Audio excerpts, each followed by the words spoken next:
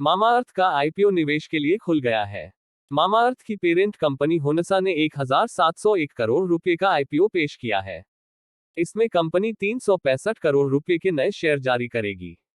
Offer for sale OFS के जरिए 4.12 crore stocks बेचने का प्लान है। शेयरों की लिस्टिंग के बाद कंपनी में प्रमोटर्स और प्रमोटर ग्रुप की हिस्सेदारी 37.6% से घटकर 35.2% रह जाएगी। होनसा की शुरुआत सितंबर 2016 में हुई थी।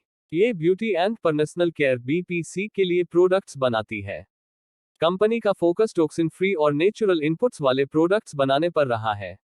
अभी कंपनी के 5 ब्रांड्स हैं, the Derma Co, Aqualogica, Blunt, Ayuga and doctor Sheth's हैं। कंपनी एसेट लाइट मॉडल पर काम करती है, जिसमें कंपनी 37 कॉन्ट्रैक्ट मैन्युफैक्चरर से प्रोडक्ट्स बनवाती है। कंपनी की अपनी टीम नए आइडिया, प्राइसिंग और पोजीशनिंग आदि पर फोकस करती है। फ्यूचर ग्रोथ के लिए कंपनी के पास पर्याप्त कैश। होनासा के रेवेन्यू की CAGR FY21 से FY23 के दौरान 80% रही है।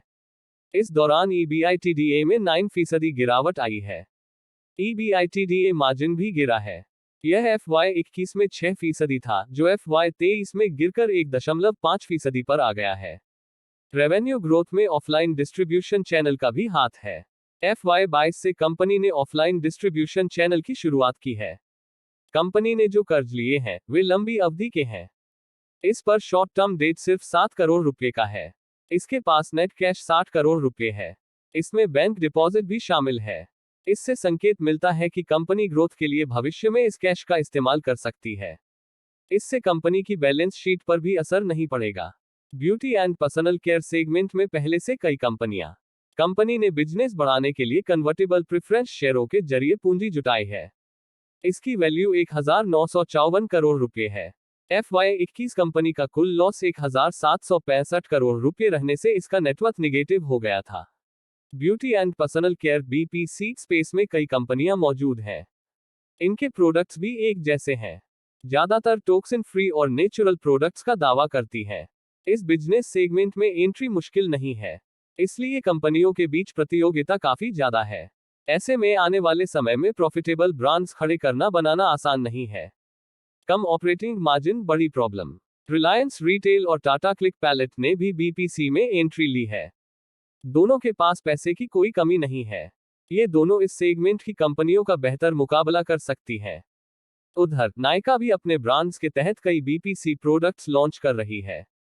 इससे पता चलता है कि होनसा के लिए इस बिजनेस में कंपटीशन बहुत बढ़ जाएगा। होनासा का ऑपरेटिंग मार्जिन भी बहुत कम है। इसके रेवेन्यू का 35-40% एडवर्टाइजमेंट पर खर्च हो जाता है। एम्प्लॉइज पर खर्च FY21 से FY23 के दौरान तेजी से बढ़ा है। इससे ज्यादा रेवेन्यू के ज्यादा प्रॉफिट में बदलने की गुंजाइश सीमित हो जाती है। सस्ता नहीं है कंपनी का शेयर। कंपनी के कामकाज में जिस चीज ने सबसे ज्यादा ध्यान खींचा है वह है पिछले 2 साल के दौरान रेवेन्यू की 80% CAGR। यह इंडस्ट्री के 28% औसत के मुकाबले काफी ज्यादा है। लेकिन हमारा मानना है कि FY23 में 1493 करोड़ रुपए का हाई बेस बन जाने के बाद इसमें कमी आ सकती है। होनासा की प्रतिद्वंद्वी कंपनियों में कोई लिस्टेड नहीं है।